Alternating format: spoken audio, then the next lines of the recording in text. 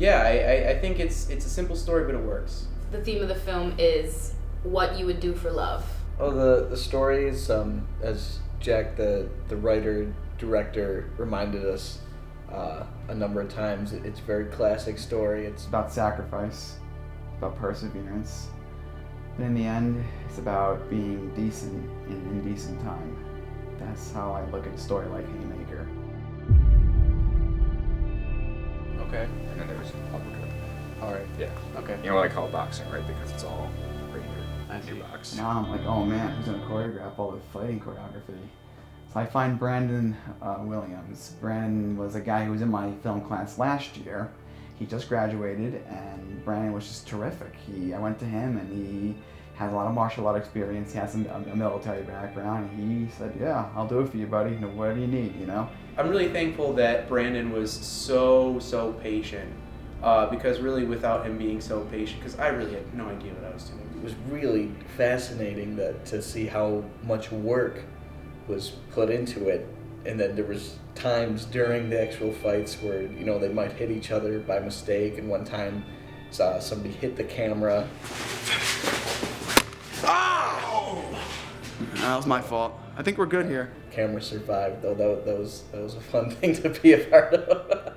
And for him to take the time and make sure that everything was right made me feel more confident about it, so I could really worry about the acting behind the fight scenes, not so much about, I wonder how it looks when I'm doing this and if I look goofy or not. I don't know if any other student film that I've been a part of or heard of that you're a part of had an intricate device in the plot that they had to do so much extra work off camera. It was amazing to see it in action right in front of my eyes as we were filming and rehearsing. And that's what made me excited to have Brandon on board. So very talented young man, and I'm glad to know him.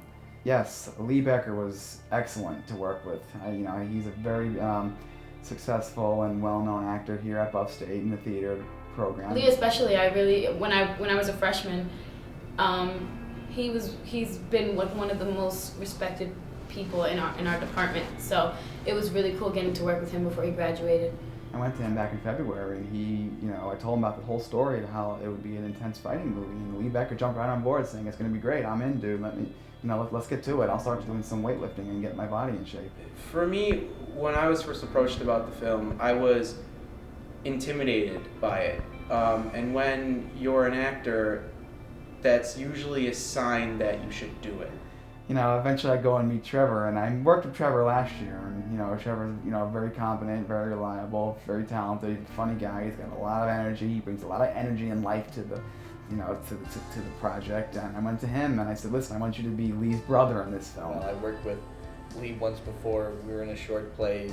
I remember the professor, he doesn't work at Buff State anymore, but this professor telling us that the two of us could play brothers. He said something like, "I could see you playing the two brothers in True West," and that made me think, I wonder if I'll ever work with him again and we'll ever be brothers. We both have red hair. We could pass as brothers. Of course, if there's any actress, who I just really love working with, she's extremely talented, who's going to go very far, that's Chelsea Correa. I mean, we were friends before this, and it's nice to work with your friends. She's very professional. She's a very talented actress. David Clemons, yes. So it's a week before shooting starts. I had not cast that role yet, and I went to him a week before we started shooting. I said, "David, would you be interested? You have a small role in this, but it's a very significant role, and can you do this for me?" And he said, "Yeah, you bet." And yeah, so I'm glad to have found David and pulled him on board. So yeah, the unsung hero of this film is Elyssa Harper. She did all the special effects makeup for me, so Elyssa really added a whole, depth of realism to this film, and without her wonderful eye and knowing how to do special effects makeup, we would not have been able to achieve that realism that was necessary to make this project work. I always describe Jack as crazy, but you kind of have to be crazy to be good at something. So, the good kind of crazy. So ultimately, that's what Haymaker's all about.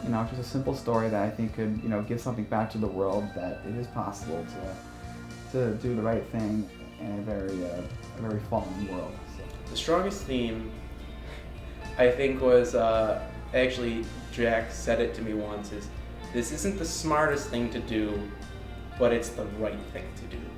sure, at the end of the day, he has to leave, but he did the right thing. So I guess the bumper sticker would be, do the right thing.